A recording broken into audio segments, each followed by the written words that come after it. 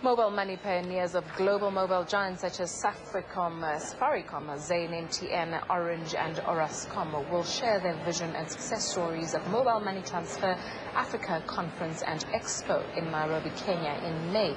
The leading mobile money event on the continent will also offer delegates the unique opportunity to hear from payment experts at the central banks of Kenya, Tanzania, Ghana, Zambia, Uganda and Mozambique.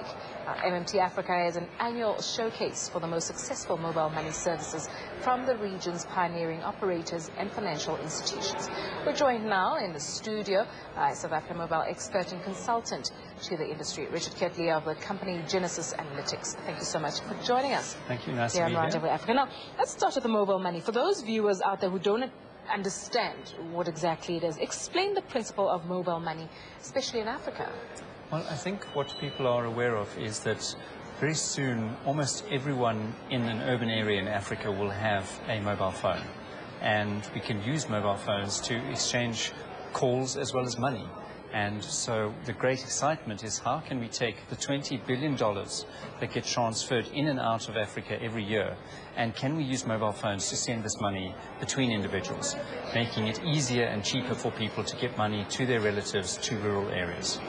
Now, it's not as easy as it seems, though. I mean, when we're looking at Africa, does it work as well as you're explaining it now? I think we have some very important success stories. In fact, Africa is leading the world when it comes to money transfer success stories, admittedly only in the domestic market. So in Kenya, Uganda, Rwanda, we have hugely successful mobile payment services now in place. Is it inter-country? Mainly within the country. Within the country, so okay. In Kenya now, 1 in 3 people are using a service called M-Pesa, and they send money from Nairobi up country, and it's very, very successful. Uganda is now repeating the success, and Rwanda's got a very similar platform in place now.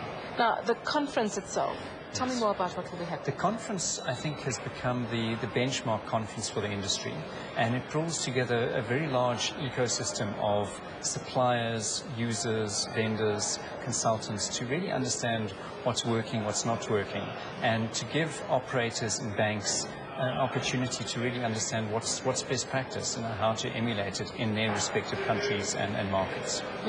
Now, take us through some of the mobile networks that will be represented there. We've mentioned a few, but I want to understand exactly those that will be represented there and their, what they will be playing, their role there. I can't comment on who's actually participating in this year's conference. I think in the past we've had the main operators from Africa. That would be MTN, Zain, Vodacom, Safaricom, so Orange. Most of the main operators in Africa have participated in the conferences in the past, and I assume they'll be there again. Are those the big guys? Those are the main guys. The big guys in the industry. Let me understand this. You're talking money transfers. Yes. Through what type of network? And I'll tell you why I'm asking this. Yes. I'm trying to understand it as looking at the mobile telephone industry and connecting it to the mobile money transfer. Is that how it works? Is it connected? I think everyone understands SMS. Yes, SMS sends you a message, sends a message between two people. Right. Now that message can convey the fact that you have received money. So you can say, I have sent you $100 or 100 shillings. And what is required is then that you need to be able to take that message to someone who's prepared to give you the money. And that's essentially how the services work. They create a distribution network, often the people who sell airtime. They create a messaging system, and they create some accounts at the back which store the value. So any person can go into an airtime distribution outlet, give them 100 shillings or 100 rand, and say, I'd like to send this to another person. They give them the mobile number. They get a message confirming that they've received the money from the individual, and then that individual can send a message to another person who can say, yes, I can go and collect this money, and they can go and collect this money at another agent. So then they collect it as physical cash? As physical cash. So it's not only airtime that they're collecting now. We're talking physical cash that you actually walk in with your SMS and say, this is from wherever, here's my reference number, I would imagine. Yes. This is my reference number. You present the reference number, you show your mobile account number. There are some variations in the model, but effectively that's what happens. And so to succeed, what is involved is a distribution network, a platform operator, like a mobile operator, which provides a service, and obviously then a lot of marketing to inform people of the service and make them comfortable using the service. Main topics that will be discussed at the conference, do you know? I think, as always, there's a lot of discussion on what's the best technology platform. There are always discussions around security, and I think at the moment the industry is quite divided between domestic money transfer services and cross-border transfer services. So I think there'll be a lot of discussion in terms of what's happening in terms of cross-border and how do we get the two services to integrate.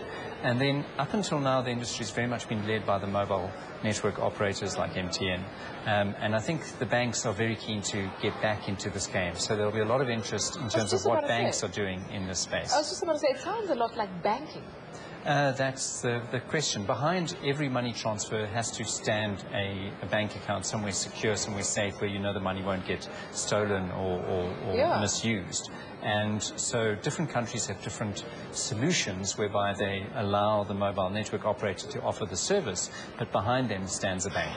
So every mobile transfer service, there's a bank standing in behind them at some point, guaranteeing that the funds are safe. So the banks now want to come in and actually do it firsthand? Well, that's always the question. So who's best to reach out to the customer? Is it the mobile operator, which have got big brands and are well known, or is it the bank, who are trusted? So that's a lot of the things that I think will be displayed. In terms displayed. of technology, though, what would make sense? I think there are lots of different technology options out there, and lots of vendors with different technologies. So there's a lot of options, and some different models use different solutions, and it's some combination of what's convenient for the customer and what's secure for the bank, and then what's affordable to deliver. So it's those three things: convenience and security and cost of delivery that need to come together. How big is a service like that in South Africa? In South Africa? In South Africa, money transfer services are not very well developed at this point in time, but there's a lot of innovation. We saw earlier this week Standard Bank announcing a new scheme with SPAR, where you can go into any SPAR and send money to another SPAR.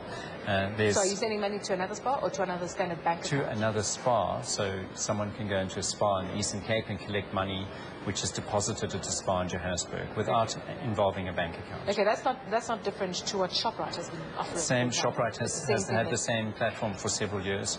That's very successful. And there's talk of the mobile operators launching similar schemes in South Africa to what they have in East Africa.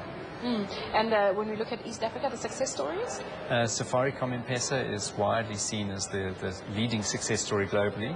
Kenya is seen as the leader globally in this.